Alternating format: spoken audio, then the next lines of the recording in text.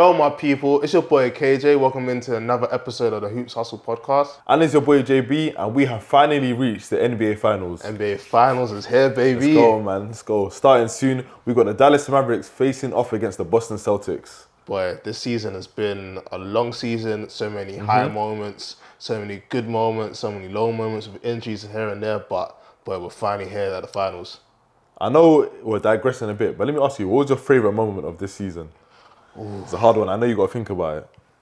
You put me on the spot. Yeah. I think seeing how the in-season tournament went, I think for me, a lot of us had a bit of questions about, is it going to be good? Is it going to be great? But it actually panned out to be okay. Like, the tournament was a success. The players played, even for that 500K. I think Lakers putting up a banners of it, but it was a good season. No, they played hard, man. Like, you know what? It's so crazy. Until you said it, I completely forgot about it. Yeah. I was going to think of the regular season, but the in-tournament season, I would say, was a success for the NBA. I think, you know what? LeBron and the Lakers winning it validated it in some kind of way, I think, for the NBA. And I feel like next season, going into it, there's certain things they might change, but I feel like it'll be another success. So. Yeah, I think I've heard now that Emirates have now got sponsored into it. Oh, what, the Dubai? Emirates Cup. Yeah, the Emirates Cup now. And then there's also some rumours about, because now the NFL's added an extra week, there's some rumours about that being pushed back into the in-season tournament All-Star game all happening the same weekend. Okay. That kind of makes sense though, yeah, that kind of makes sense. I feel like if they replace the All-Star game with but then the All-Stars won't be able to play. Yeah, so it's a dicey one that they need to figure out, but we'll see. What about you? What was your favourite highlight of the season? You took the in-season tournament, so I have to go for something else. I think, do you know what, so man, a lot has happened this season. I'm really trying to remember what it is. I remember Luka scored like 73 points. Oh yeah, I remember all together. Yeah, and then Joel Embiid also scored like 70 points. But I think my favourite moment, it's not really a moment, but watching Victor Wembanyama. I feel like I'm watching a generational young GOAT in the making. Okay. And it's kind of like, you know how the old heads talk about watching LeBron when he was younger. I feel like this is what I'm watching right now. Victor Wembanyama going at it, man. To be fair, you definitely had a great rookie season, even making the Defensive Team of the Year. Second in Defensive Player of the Year voting as well. And that one, like for me, Victor, he showed that he's for real. Nah, facts. Obviously, people were skeptical going into the season. Being that high, can he translate into the NBA? Obviously, being from Europe, but he shut all the doubters up. Like, man, what that kid was doing in his first season is crazy, but I'm definitely interested to see where the San Antonio Spurs take him next season with a few additions here and there. We'll see what they'll do this summer. It's gonna be interesting summer because I think seeing what Victor Wembanyama was doing, I think they feel like, okay, we're a bit ahead of schedule going into next season. So we'll see, man. We'll see, but NBA Finals, yeah, man. Let's get into it. Let's get into it, bro. Let's get into it. So going into the season, who did you have in the finals? I did have the Celtics making the finals in the East. But I did feel like if the Bucks were healthy, they could have potentially upset the Celtics. Yeah, with that Dame trade, didn't it? Yeah, but obviously it didn't happen the way it wanted. But I did have the Celtics coming out of the East. But on the West side, I did have the Denver Nuggets, like everyone else.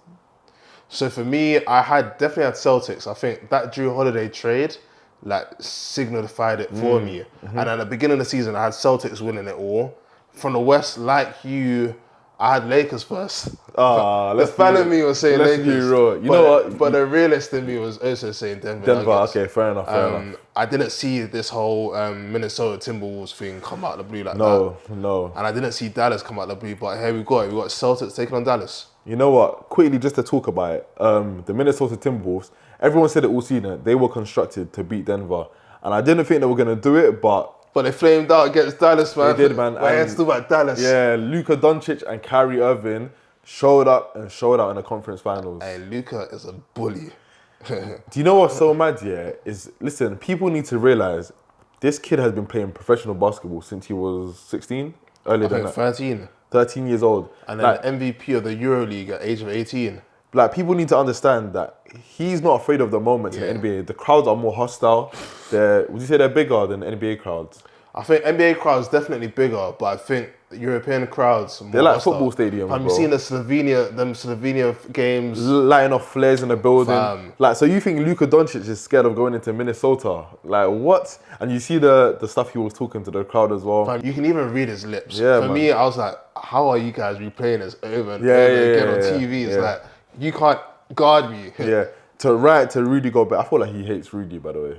No, I feel like that's in the heat at the moment. You think so? Yeah, but listen, and we also be remiss to not talk about Kyrie Irving. Like, Kyrie Irving has gone through a very interesting, I'll say 3-4 years. Yeah. But to now be on the biggest stage in the world in terms of the NBA and balling out like he was, were you surprised that he could do it? I wasn't surprised. I think the one thing I was surprised though was how well him and Luka can gel. Like going into the end of last season when they made that trade, I was still a bit skeptical about it to see, can this work out? Yeah. Can they actually be a good dynamic duo? Because they both need the ball in their hands. That's very justified because they ended up missing the playoffs last year, so 100%. But I feel like Kyrie's time of playing with LeBron, literally a Luka light, pretty much the same kind of player. I would say, for some reason, I think Luka's a bit more ball dominant than LeBron was. 100%. I would say, yeah. But Kyrie's been there, he's done that. And now he's growing up as well. He understands, listen, I'm going to get mine.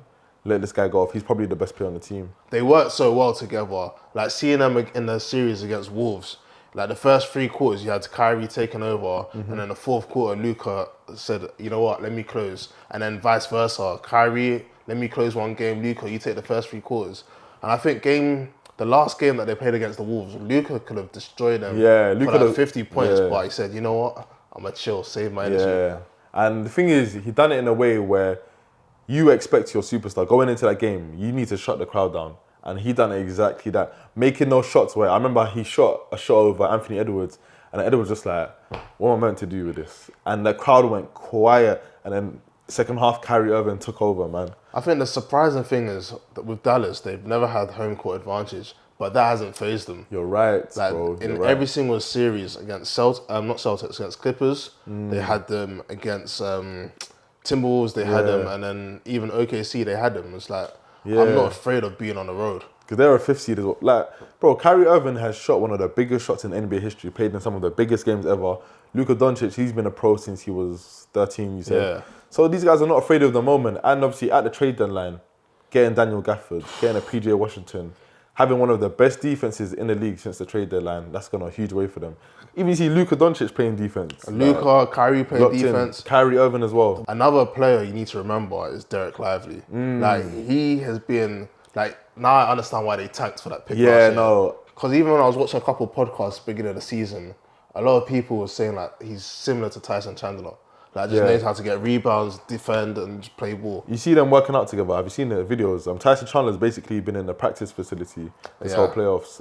I don't blame them, man, because you can see Derek Lively, he's someone that knows his role. Okay, cool, I'm a rookie. We play that Duke, innit? Yeah, play that Duke. Yeah. So he's got that expertise, got that knowledge. Like, all right, cool.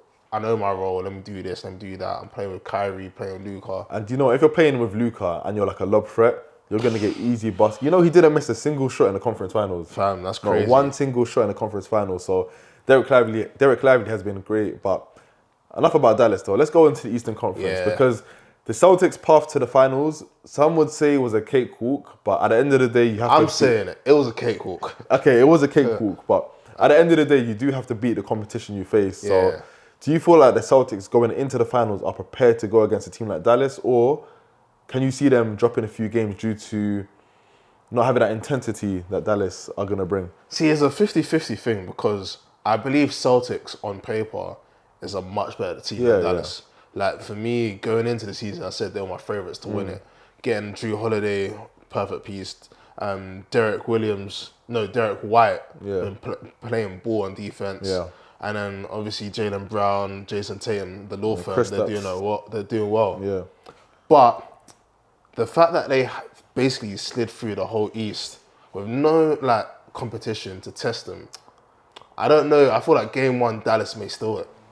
They potentially could, but the thing is, even though they didn't face the competition, for whatever reason, the games are still close. Yeah. And the question about the Celtics are their 4th quarter offense. Like, when it gets late in the game, they do run into the mud a bit. There's a lot of ISO ball, but they were able to make the plays down the stretch because really and truly, the Pacers could have been up 2-1 in that series, but they weren't able to make the plays and the Celtics did.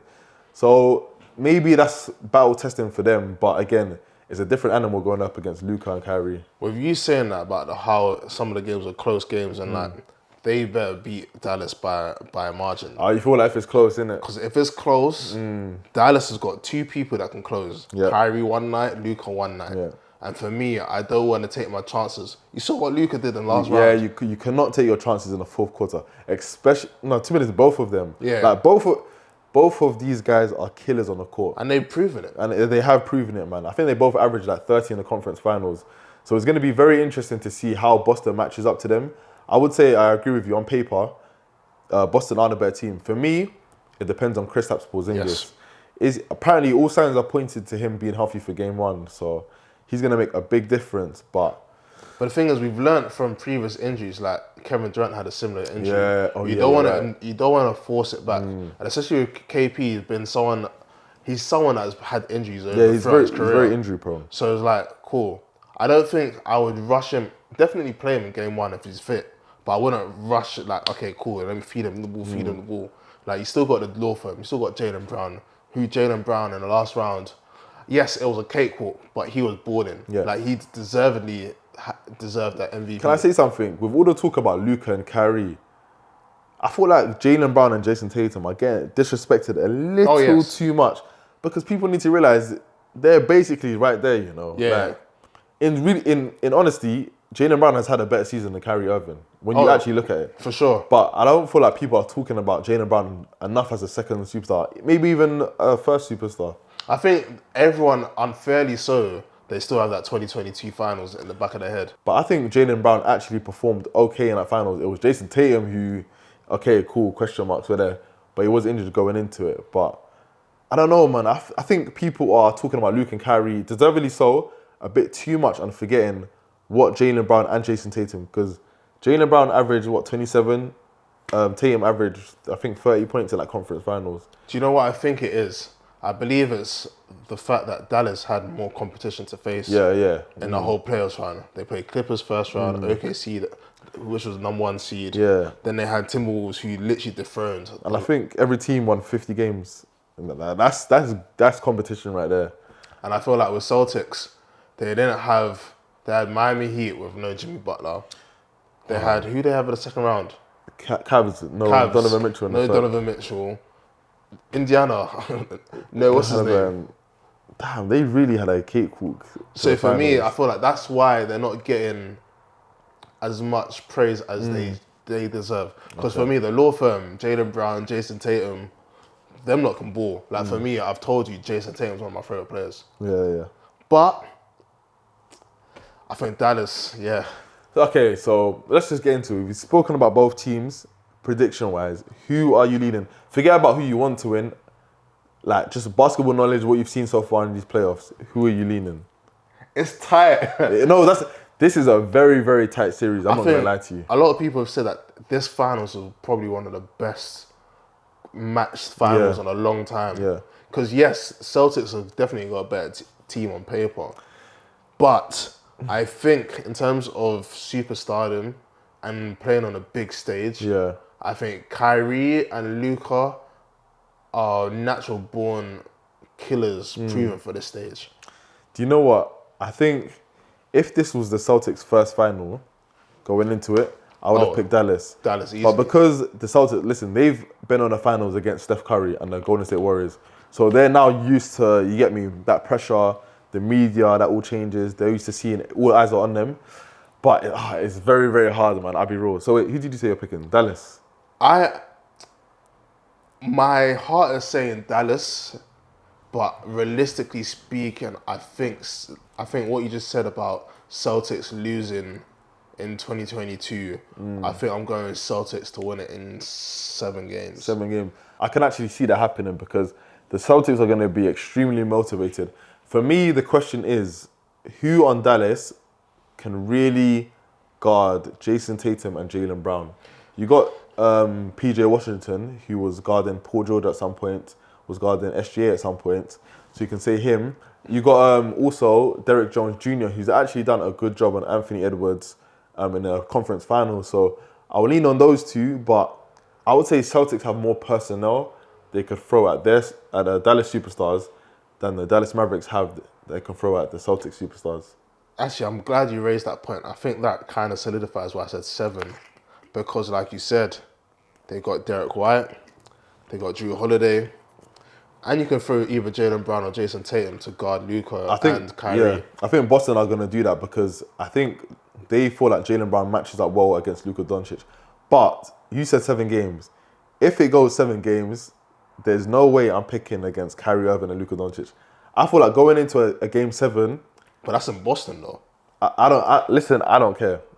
I've seen Kyrie Irving hit the biggest shot in NBA history in a goal. Like, bro, come on, man. Imagine just partying on the Celtics, on the Leprechaun. Could you imagine Kyrie Irving in a game 7 shutting that crowd up? Do you know how much happiness that would give him, bro? I want to see that. I would love to see that. Like, I want the Mavs to win, but it's so hard for me to pick. Honestly, I've actually gone both ways over the last week or 2. I think if Mavs win, it'll be in 6. I think if Celtics win, I think it's going to be in 7. I'm the opposite. I think if the Mavs win, I think they could win less than 6. But I feel like if it goes 7, I'll pick Mavs in 7. Less than 6? You think they could do that? I could actually see that happen because I think they can steal one of these 2 games. Bro, Miami done it. The Pacers done it. The things with the Celtics I haven't spoke about, without Porzingis there, the interior defense has been terrible, bro. Like, Al Horford has been getting abused by all the guards. The Pacers guards were picking him out. Could you imagine like Luka Doncic on that pick and roll? But the beauty in the Celtics defense is that you don't have to switch Al Horford for that. Do you get what I mean? They can go small if they really wanted to because they're all long players. They can, but that just then opens up the lobs for Derek Lively. The Pacers were able to get Al Horford on the switch and it was just mid-range after mid-range. And that's what Kyrie and Luka thrive on. So if Porzingis isn't healthy, let me ask you, if Porzingis isn't healthy, are you still picking the Celtics? Oh, I'm picking Mavs. Oh, you're picking Mavs. I'm picking Mavs in probably 6. Yeah, okay. But I think it's going to be a 7-game series. I really would hope so, man. We need it. We need it. We need a 7-game series. We do. Especially with the East being, 4 games, and then the West being, 5 games. We need a 7-game series. We need it's been too easy lately. No, we need it to be competitive, man. I'm really hoping, and I feel like these are the 2 teams, because they are matched up pretty well against each other, but again, in the NBA Finals, superstars count, man. And I think my final prediction is that I'm leaning Mavs, I would say, in a close one. Is that heart or mind speaking? You know what? I'm leaning mind because in the Pacers series, Andrew Nembhard and TJ McConnell were abusing the Celtics. Like, it wasn't a case where, okay, cool, we know we're going to win this game, we can just ease off. Those guys were trying to defend them, and they could not defend them, bro. And it's a case where they were getting open shots. And with the Pacers, the reason why they couldn't execute down the stretch is because they couldn't really get to the rim like elite teams can do. So they were setting for a lot of jump shots and threes. But with Luke and Kyrie, Luka is getting to the rim. You think he's scared of Porzingis? He went up against Rudy Gobert, had him in a blender, bro. So, do you know what? I'm leading Mavs in 6, and I've said it right here. Mavs in 6. Mavs in 6. For me, when I say Celtics in 7, it's pretty much 55 Celtics, 45. It's close. It's so close. Like, even when I say Mavs in 6, okay, let me say Mavs in 7. I'm going to say Mavs in 7. Okay. I have to give the Celtics the respect because at the end of the day, they have been the best team in the NBA by far this season. I do think Mavs will still game 1. I could easily see that happening. I'm really interested to see. I need them to make the official announcement that Porzingis is healthy. But even if he's healthy, I just don't think he scares me like that. He does make the Celtics offense look very, very different. He does help them out a lot, but I feel like what I've seen from Luka Doncic and Kyrie Irving, they're not scared about these centers. It's true what you say about this disrespect because the way how we're talking about Luka, as if Jason Tatum's not the same level. Yeah, it's true. Like for me, you've asked me this so many times, who would I start my team around? I like Luka's game, but I actually really like Jason Tatum's game. And it's like 50-50 toss-up as well. Nah, for me, it's 70-30. Like, I'm starting, it might even be 100. No, it's 100. I'm starting Luka above Jason. But then again, people think it's like Luka's here, Tatum's like down here. Nah, it's basically... It's very... You might want to lift your hand up. I like Jason Tatum's style of game more than Luka's. Really, but I think... Because I feel like Jason Tatum, they're both team players, but Luka's a bit more ball dominant. 100%, I agree with that. And what I do like from Tatum, what I saw from him in this conference finals, his assists. He's really getting his teammates involved, handing the ball, kind of like a Luka Doncic in terms of getting his teammates involved more. But do you know what my reserves about the Celtics are? Is that in the fourth quarter, it's just their offense just stalls, bro, and they just start spamming threes. I've seen it time and time again, and it's like you can do that against the Pacers, you can do that against the Heat. Who else did they face? Cleveland. But at the end of the day, because Dallas are a good defensive team as well, at the end of the day, you cannot make those kind of mistakes against Luke and Kyrie. And I think that's my reservations about the Celtics. That the offense just, in the fourth, it's just a bit, I don't know, man. I don't know. I guess we'll have to see. We'll have to see how it pans out. We've got game 1 taking place on Thursday. Can't wait, man. So who do you think is going to win game 1? Game 1 is going to be very interesting. So apparently Dallas, I was looking at Dallas fans' comments. Apparently they said they had like a game 1 curse. Like they never win game 1, even if they're at home. But they broke it against the Timberwolves, which was a massive win. I feel like I may regret this, but I'm leaning Dallas Mavericks take game 1. Okay. I think Dallas Mavericks will definitely steal a game on the road, yeah. You were right the last time in the conference finals. You said Luke and Kyrie were going to come out and show, and you were right. Kyrie cooked Ant-Man. He cooked. And that's the thing as well. The thing is what's very interesting. Kyrie Irving has lost his last 10 games against the Boston Celtics. So that's what is giving me some reservation. But this is the NBA Finals, bro. This is a different Kyrie as well. It is, yeah. Hearing him talk, you see so much maturity out of him. And I think I'm actually proud to see where he's at, and I think he is that leader in that locker room. Yeah, that's true. Because at the end of the day, man, Kyrie has been there, he's done that. And the t-shirt. He's been there, he's done that, and now you are on the biggest stage. There's only 4 games from you reaching that eternal glory, so, man, it's going to be, I can't wait for these finals, bro. I really cannot wait. One thing I will say, these finals will signify, because you know how that debate about Luka and Jason Tatum, whoever wins this, is going to signify which one's the better player out of the two. Or who's had the better career so far. Because their careers are definitely neck and neck. They are. I think Jason Tatum's slightly a bit more. No. You've made 5 Eastern Conference Finals. Luka's made 2. Okay. Let me ask you this one question, and then I'm going to be quiet. Swap Tatum and Luka over the last 5 years. What happens? Oh, yeah. Celtics definitely winning. Okay, that's what I'm going to say. Individual player, yes. No, but that's what I'm saying. Player. So Tatum, I would say, I'm not saying he's a product of his team, but he's definitely benefited a lot. You've got Luka making the conference finals in the West, bro. The West. Yeah. Like the guy, and the thing is with Luka, he's not a playoff dropout. But you also forget that Jason Tatum had his early East when LeBron's East. Yeah, true. That's true. But the thing is about Luka, when have you ever seen Luka do a James Harden in the playoffs? That's true. Like going up against the Clippers by himself. He's always showing out. He's always showing out. Like I've never really seen him and be like, rah. There's never been talks about him bottling it. Exactly. Like you always hear about James Harden, maybe Joel Embiid, but you've never heard about Luka. Definitely Joel Embiid. And Chris Paul, those kind of guys. But that's not Luka Doncic. And he's clutch as well, bro. So I would say, yeah, their careers have been similar, but I would obviously say Luka's ahead of him. But in terms of face of the NBA talk, definitely. It's up for grabs, man. But I'll say it's up for grabs. If Tatum comes out and gives us like right, he's here. Like people forget, I think it was the 2022 playoffs, down 3-2. I think on the road in the Bucks. Against Miami? No, the Bucks. No, there was one against Miami. There was one against the Bucks. I think he dropped like 46, 47 points, bro. Killed. Game 7 against Philly, was it last year? I'm getting the dates mixed up. Dropped 50 points in the Game 7. Definitely, whoever wins this is definitely going to signify, this is my league. Depending on how they win it. Because if it's like a Curry in 2015, then it's still LeBron's league. Yeah. Sorry, as a Curry fans, a little shot there. That was our finals previews. Let us know in the comments below who do you think is going to win in how many games. I've got the Celtics winning 7 games.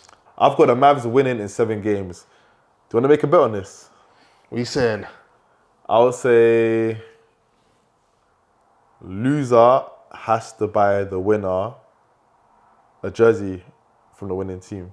Oh, but you wouldn't want a Celtics jersey, would you? I don't mind Jason Tatum. They got some cold jerseys. Alright, cool. So loser has to buy a jersey for the other person. Alright, cool. Shake on that. Guys, make sure you like, subscribe to us on YouTube. Thank you for tuning in as always, and make sure you tune in next time.